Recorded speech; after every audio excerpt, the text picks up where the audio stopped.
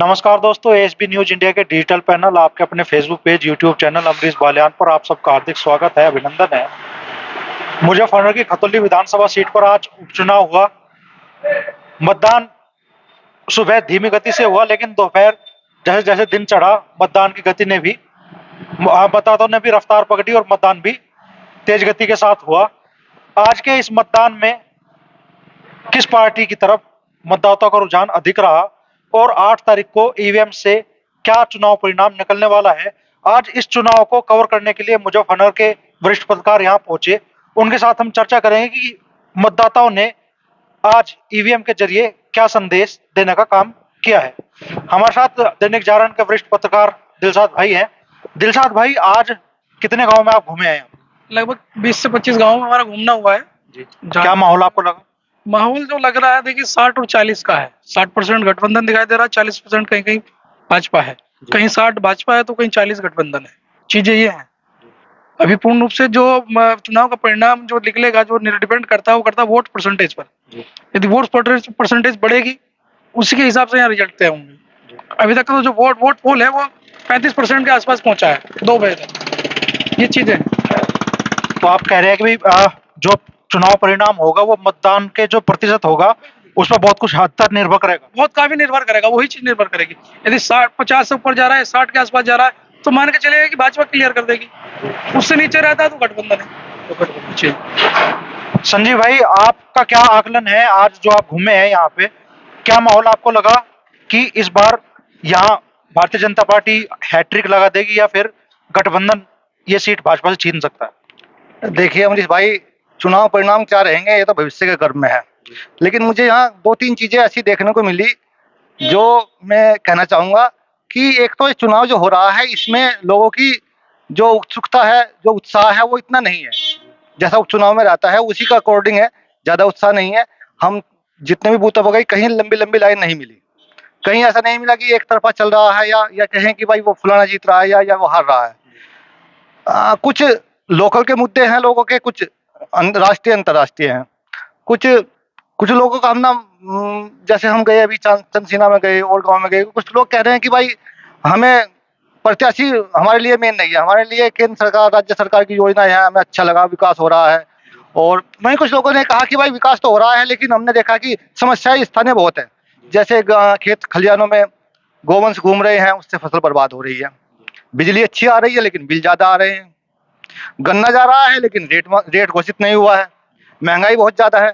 तो अभी ये कहना तो संभव नहीं है कि कौन जीत रहा है कौन हार रहा है, लेकिन इस बार यहाँ की वोटर जागरूक है और वो मुद्दों पर चुनाव लड़ रहा है, मुद्दों पर वोट दे रहा है। खतौली के ही मूल निवासी हैं और मुजफ्फरनगर से दैनिक अखबार प्रकाशित होता है मुदगल टाइम्स के संपादक है अनुज मुदगल जी। मुदगल जी, क्या माहौल आपको इस बार दिख रहा है खतौली विधानसभा क्षेत्र में? देखिए अमरीश भाई, मैं इस मुद्दे पे कहना चाहूंगा, जैसा कि उपचुनाव है, ये चुनाव दोनों पार्टियों ने बहुत अच्छे से लड़ा है। दोनों पार्टी इस चुनाव को एक प्रयोगशाला के रूप में मान के चल रहे हैं। पूरा अपना दमखम लगाए हुए हैं। स्थानीय मुद्दे, जहां एक तरफ स्थानीय मुद्दे पूरे हावी हो रहे हैं, कुछ ऐसा भी है कि लोग प्रदेश और केंद्र के स्तर पे भी चुनाव लड़ने की कोशिश कर रहे हैं। लेकिन सबसे ज्यादा जो सोचने वाली बात यह है कि इस चुनाव में वोट परसेंटेज पूरा सीधा प्रभाव डालेगा।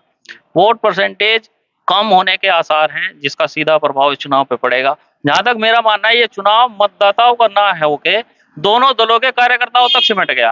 कार्यकर्ता तो चुनाव प्रचार में भी लगे हुए हैं, वोटिंग के लिए भी जा रहे हैं, लेकिन जो सीधे मतदाता से जुड़ने वाली बात थी, मुझे लगता है दोनों दल उसमें विफल है। अपनी अपनी बात कह जरूर रहे हैं, लेकिन मतदाता बिल्कुल उदासीन लग रहा है। कहीं भी कोई इतनी लंबी लाइनें या मतदान के लिए लोग घरों से बाहर निकलते नहीं दिखाई दे रहे हैं। तो जो मुद्दे थे यहाँ के, मान लो अभी तोमर साहब कह रहे थे गन्ने के कीमत का भी है, भुगतान का भी है और बहुत सारी चीजें हैं, वो कितना असर इस चुनाव पर डाल रही है? जो योगी जी यहाँ पर आए, उन्होंने पूरा अपना भाषण हिंदू मुस्लिम पे रखा, मुजफ्फरनगर दंगों पे केंद्रित रखा। कौन सा मुद्दे ज्यादा इफेक्ट डाल रहे हैं चुनाव? देखिए, इसमें अब मुजफ्फरनगर का 2013 का दंगा काफी पीछे जा चुका है। लोग, मुजफ्फरनगर के लोग भी अब दंगों को याद करना नहीं चाहते। ये राजनीतिक एक स्टंट है। चुनाव आया, दंगे उठा लिए, लेकिन लोग नहीं चाहते दंगे की बात, लोग विकास चाहते हैं। लोगों का यहाँ का जो गन्ने का मुद्दा है वो बना हुआ है। गन्ने का अभी तक भी पर्ची पे रेट नहीं आ रहा, लोग उसको भी कंसिडर कर रहे हैं। रही बात, लोग प्रदेश सरकार के बहुत सारे निर्णयों से खुश भी हैं, लेकिन इस चुनाव में वो कहीं ना कहीं अपनी बात का संदेश देना चाहते हैं सरकार को कि हम वोटर है, आपको हमारी सुननी पड़ेगी। हमारे साथ दैनिक जागरण के फोटोग्राफर और मुजफ्फरनगर के सबसे वरिष्ठ फोटोग्राफर से एक भूषण पाल भाई भी मौजूद है। भूषण भाई, क्या होने जा रहा है चुनाव में? आप सुबह से घूम रहे हैं, क्या परिणाम दिख रहा है कि भाई जनता दे रही है? देखो, चुनाव परिणाम तो बाद में ही आएगा, लेकिन मैं जो इस खतौली के उपचुनाव को देख रहा हूँ, ये सीधा सत्ता और विपक्ष का चुनाव दिखाई दे रहा है मुझे। दोनों की प्रतिष्ठा दांव पर लगी दिख रही है। सत्ता वालों ने जितनी ताकत झोंकी है उस हिसाब से अगर वो चुनाव हार गए तो उनकी बहुत जबरदस्त किरकिरी होगी। उधर विपक्ष अगर हारता है तो वो बिल्कुल बुरी तरह फैल नजर आएंगे, क्योंकि दोनों लोगों ने पूरी ताकत लगा रखी है। और जो आज हम इतने सारे गाँव का दौरा करके आए, देख के आए, बूथों की स्थिति देख के आए, उसमें यही नजर आ रहा है कि कई ग्रामीण जो जैसे कि बछड़े गांव में घूम रहे हैं तो वो खेती को नुकसान पहुंचा रहे हैं, तो वो लोगों में उसका भी आक्रोश है कि भाई ठीक है। कुछ लोग उनके काट पे आएगी, कहने नहीं नहीं नहीं, ये तो इन्होंने क्राइम रोका है जी, देखो। तो वो कह रहे कि तुम क्राइम रुकवा लो कि हम यहाँ फसल उड़ जाएगी, तो बात वही हो रही है। तो दोनों बिल्कुल घसम घस्से का चुनाव है ये। इसमें ये बिल्कुल ही नहीं अंदाजा लगाया जा रहा है कि किसका पलड़ा भारी है, क्योंकि बराबरी का चुनाव लग रहा है मुझे बिल्कुल।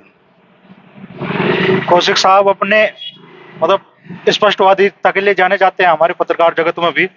कौशिक साहब, क्या माहौल दिखा आज आपको खतौली विधानसभा चुनाव क्षेत्र? इस भाई पूरा चुनाव संघर्ष पूर्ण कहा जा सकता है, क्योंकि 3 बज चुके हैं और अभी पोल 40% तक ही पहुंचा है। अगर पोल नहीं बढ़ता है तो भाजपा को हमेशा पोल घटने में नुकसान होता है। मुद्दे वही हैं, कुछ लोग राष्ट्रीय प्रदेश के मुद्दे उठा रहे हैं, समर्थक मतलब जो जिसका समर्थक है वो उसकी बात कर रहा है। विपक्ष का कहना ये है कि रेट नहीं बढ़ा गन्ने का पर्ची नहीं डली है। उधर पक्ष वालों का कहना ये है कि क्राइम घटा है। कुल बात यह है कि एक दूसरी बात यह है कि मतदाता की रुचि कम दिखाई दे रही है। 3 बजे तक 40% होना एक महत्वपूर्ण बात है, और रिजल्ट तो 8 तारीख को पता चलेगा किसके हित में विजय मिलती है। फिर भी मान लो आप एक आकलन आज देना चाहें कि भाई पलड़ा आप दर्जनों गांव में गए हैं, तो पलड़ा आपको किस तरह भारी दिख रहा है? कोई एक आकलन आप देना चाहें? हार जीत बहुत थोड़े वोटों से मैं मान रहा हूँ, बहुत थोड़े वोटों से होगी। ऐसे में ये भविष्यवाणी करना उचित नहीं होगा किसके पक्ष में जाएगा, क्योंकि चुनाव रेत की दीवार होता है। कब बदल जाए, किस मुद्दे पे बदल जाए, तो अभी कुछ इस बारे में नहीं कहा सकता। बहरहाल संघर्षपूर्ण चुनाव है। किसी की मूछ का सवाल है तो किसी की वजूद का सवाल है। सब अपने अपने प्रयास पूरे कर रहे हैं। क्योंकि खतौली की राजनीति को अच्छे से समझते हैं, यहाँ के मूल निवासी भी हैं, तो मुदगल जी फाइनल कमेंट में आपसे चाहूंगा, क्या होने वाला है चुनाव में? क्या परिणाम ईवीएम से निकलने वाला है 8 तारीख को? आज आपको जो महसूस हुआ, हालांकि चुनाव परिणाम अभी 3 बजे हैं जब हम इस चर्चा को कर रहे हैं, तो दोपहर के 3 बजे हैं, 6 बजे तक वोटिंग होनी है, तो मतदान प्रतिशत कितना जाएगा उस पर भी डिपेंड करता है। लेकिन आपको अब तक जो माहौल दिखा है उसके हिसाब से आप क्या कहना चाहेंगे, किसका पलड़ा आपको यहाँ भारी दिखाई दे? देखिए, चुनाव का परिणाम घोषित करना अभी ठीक नहीं है, लेकिन फिर भी आपके सवाल का एक लाइन में जवाब ये है, अभी 3 बजे है और मतदान का प्रतिशत लगभग 40% है। अगर आज बिल्कुल इस टाइम आप मतगणना कराएं तो गठबंधन भारी है, लेकिन अभी 2 घंटे 3 घंटे मतदान में बाकी है। मतदान प्रतिशत अगर 50+ होता है, 55 या 60 होता है, तो स्थिति बदल भी सकती है।